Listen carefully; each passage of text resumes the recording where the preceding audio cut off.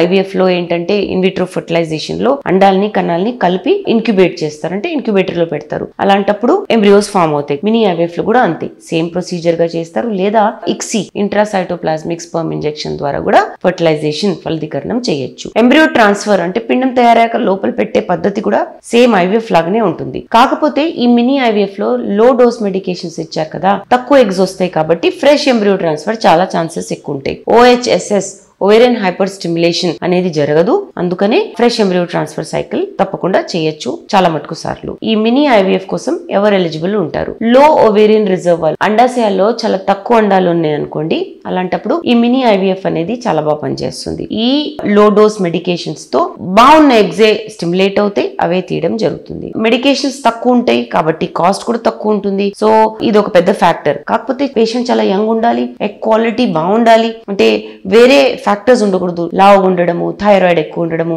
Diabetes ఉండడము, ఇలాంటి అన్ని సమస్యలు లేకపోయినప్పుడు బహుశా ఎగ్ క్వాలిటీ బాగుండొచ్చు అనే ఉద్దేశంతో మినీ ఐవీఎఫ్ చేసుకోవచ్చు.